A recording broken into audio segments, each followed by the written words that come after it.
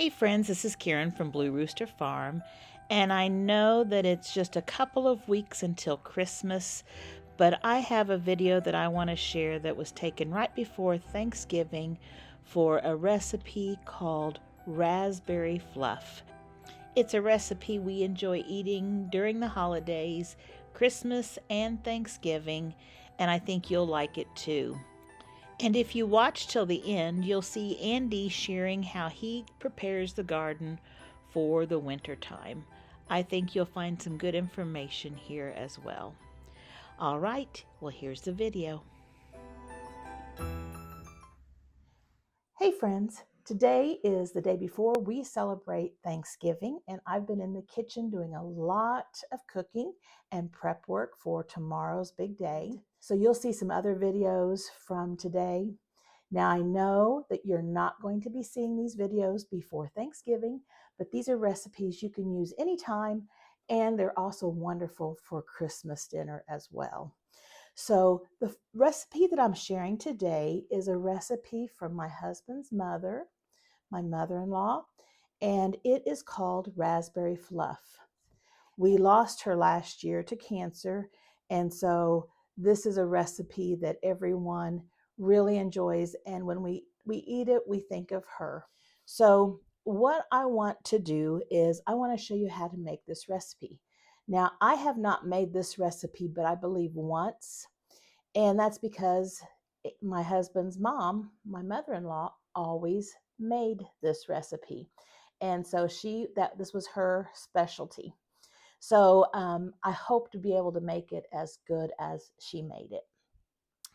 I know that it takes some ingredients that you don't normally see in Jell-O salads. And I tried to find this recipe online to see where it originated, and I couldn't find it. So this is one that is different from other raspberry salads. So let me go ahead and get you right in this because I just boiled this water and I don't want it to cool down.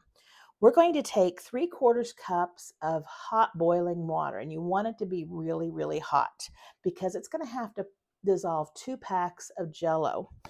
And you're also supposed to thaw and strain out the liquid of raspberries. And instead of throwing that juice away, I'm using that juice plus whatever water I need to make the difference. You can dispose of the juice from the raspberries, and that's fine, but I figure all that flavor, we're going to keep it. Now I'm using 2 boxes of the 3-ounce size of raspberry Jell-O.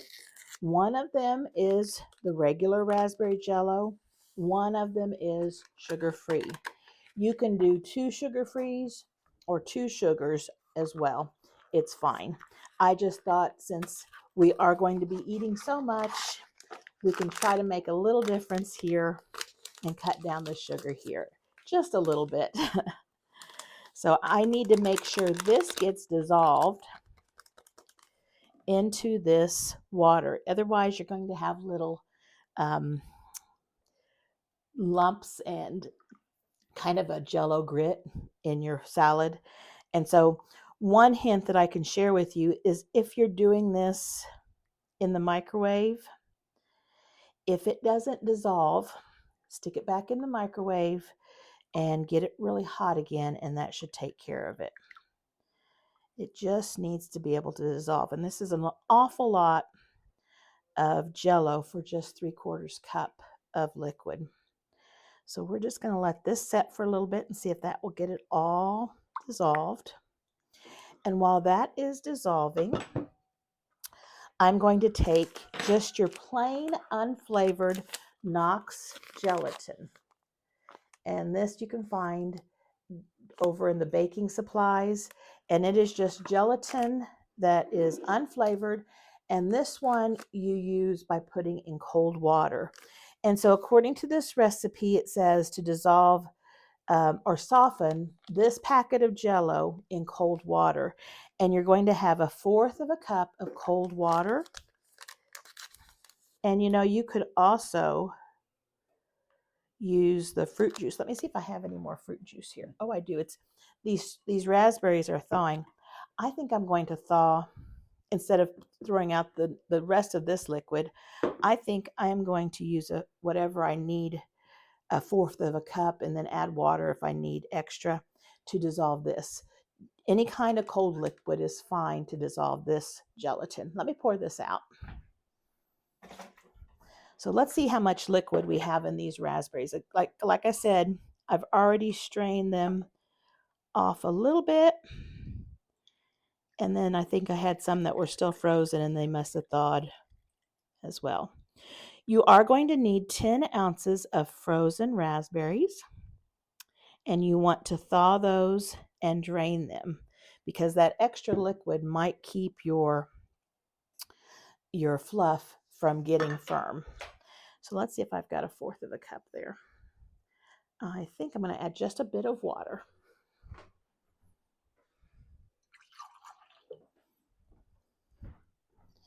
Okay, now to that cold liquid, a fourth of a cup of cold liquid, we are going to stir in 1 packet of unflavored gelatin.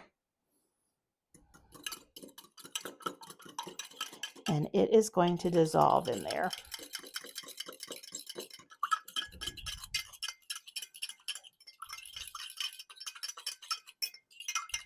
And it'll kind of thicken.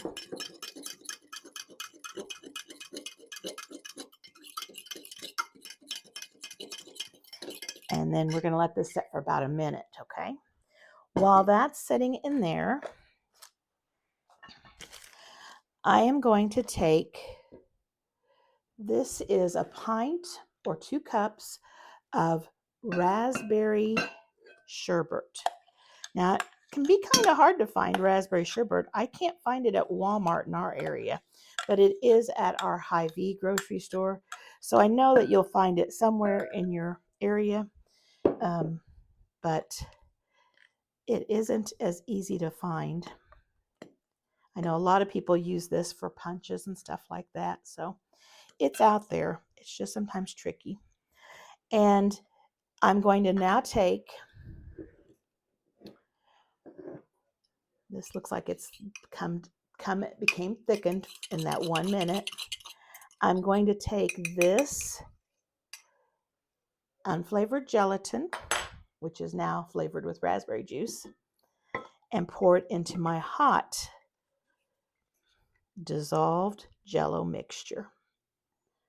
And then I need to make sure that this is all really well combined.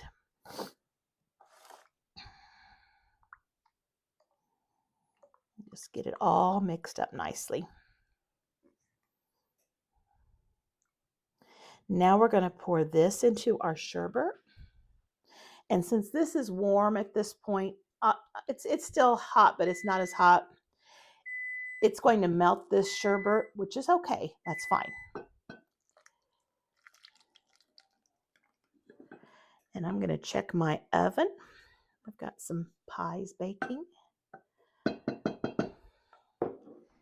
It's just about done, my pie, so I put for 5 more minutes. Let's see if we can get this mixed up before it's ready to come out. So now I'm just taking that sherbet and Jell-O and mixing it together.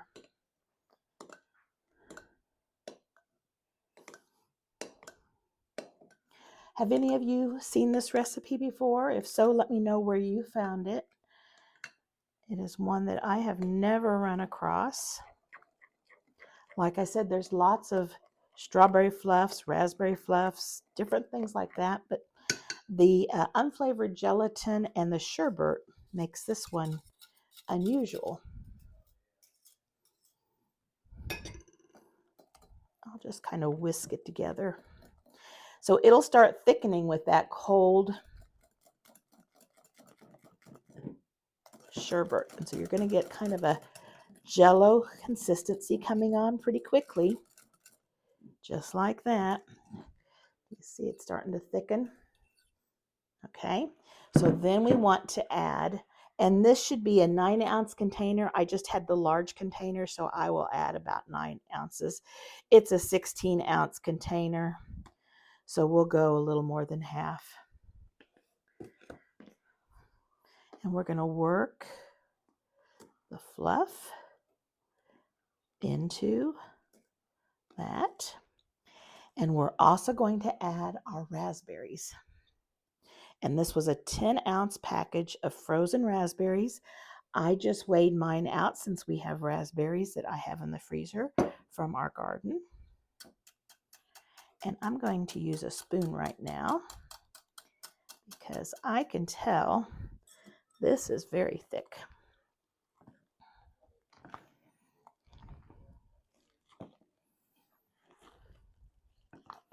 It's really a pretty salad.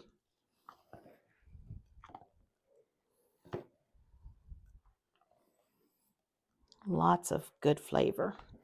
And so what we'll do is we'll make this the day before and just put it in the refrigerator covered in a pretty dish. And then right before we eat, we'll just pull it out and lay it on the table.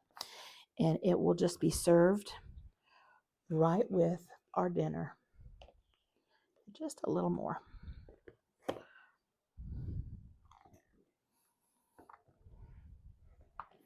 Now, if you prefer whipping cream over Cool Whip, I think she did use whipping cream sometimes, so I believe that that would be okay. Just make sure you get it whipped nicely, not too runny.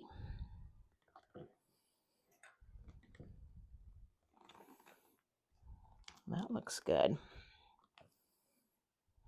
Taste. That is good. That is really good. So I am just going to find a pretty dish that I want to put on the table for Thanksgiving, put this in it, cover it, and then put it in the refrigerator until dinner time tomorrow. It's that easy.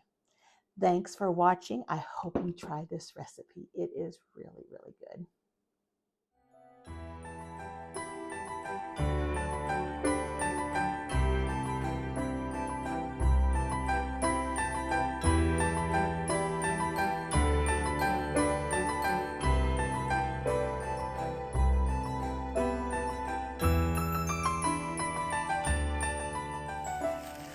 Okay, it's late November and we are finishing up the kind of the fall cleanup and prep of the garden beds. And these top two here I have already completed with added compost and tilled it in and everything. And then I'm going to show doing where you can see all the old leftover tomatoes. I'm going to compost those and work those in, and we'll show that in a quick video. The bottom three beds are already completed. I'd like to have this done by early to mid-November, so I'm a little behind on getting these last couple done, but we'll be okay. And then the idea is to not touch them then obviously throughout the winter, and let the freeze thaw work on it and mellow everything out, and then not have to till them in the spring at all, just go in and plant. The tomatoes, tearing those down just involved you know, pulling all the old fence posts I use, and gathered up all the old tomato vines there, and then got the cages here that we'll have to put away later and get them stashed for the winter time. Okay, so Karen's come out to shoot the video as I work in. This is just working in old mulch and stuff that was there after we did the harvesting. Those are old apples on top is what I'm working in there. Just threw them out there before I did the tilling. So we'll do this initial tilling. Then you'll see me go get compost from the compost pile, which we turned that all summer long. And I'll add compost to each of the beds, usually about 3 buckets per bed. And the beds are about 5.5 feet wide by about 35 feet long, I think, something in that neighborhood. So I'm going to come around and do one thing. The tiller does kind of pull your beds whichever way you start on it. So I like to start away from the trees, so I'm not pulling the bed toward the trees more. We're staying away from the, if anything, we're pulling it away from the trees or moving the bed a little bit away from the trees.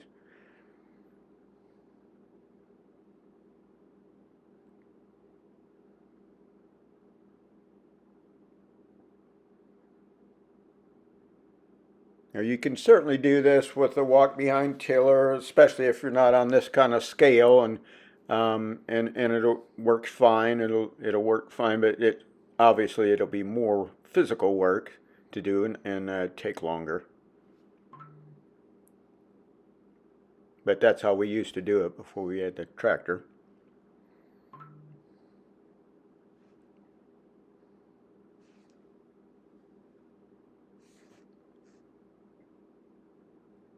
Now Karen's just giving you some shots of what the beds look like after that initial working or tilling. And we've been doing this for years, so our organic matter is really nice in these beds. You can dig, tomato transplant holes with your hand anymore. It wasn't like that when we started, but it is really nice now. Last time I tested these, we were around 8% organic matter, so that's pretty high. The only reason we have the fence around the garden still is just to keep Gus out of there, because he's a big digger. Here I am at the compost pile, and we turned those rows all summer long, and I'll insert a little video here kind of showing that earlier in the summer so you can see how it's changed over time. Okay, so here's the compost piles back in May.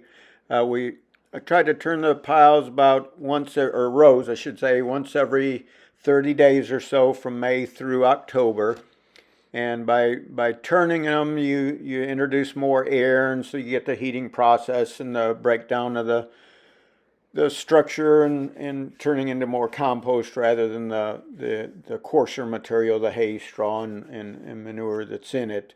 I have 4 rows of compost, but I've got space for 5, so I just move everything to the west one time when I turn it, and the next month I slide everything to the east and just move them back and forth that way. Okay, here we are back in present time, and you can see the much finer texture, dark texture. Everything looks pretty, kind of like coffee grounds or soil, again, like I said before, and that's ready to apply to the garden. As mentioned before, I put in 3 loads, and I don't drive that fast. We've got that speeded up there. So here I'm putting the third bucket on. I try and kind of get both ends and one in the middle. I don't want to drive all over the bed, so once I get those bucketfuls on there, then I come in with a silage fork and kind of spread them around. Main thing is I can kind of mount it up in the center, because the tiller will do a really good job of leveling everything off. As I said before, we're getting ready to do the final tilling, and then we'll just let this set over winter, and it'll mellow and break down some more and be a really good planting medium for the next spring. We won't try not to till it or anything to introduce any more compaction or anything like that in the spring. Let the freezing and thawing action hopefully break up some of that in this winter. So we'll just go in there and maybe do a little hoeing and things like that, but it should be ready to plant. You can see it makes a nice level seed bed after one pass there. As you see, Andy's done a great job getting the garden ready for the winter. And we're ready for the winter too. It's going to be nice to take a little bit of a break, but before you know it, we're going to be right back out here gardening again in the summertime. We hope you enjoyed watching this video. If you did, please consider subscribing. We would really appreciate that. Also, don't forget to like and share. That helps us out a lot too. So we hope you have a great week, and we'll see you right back here in a couple of days. Bye-bye.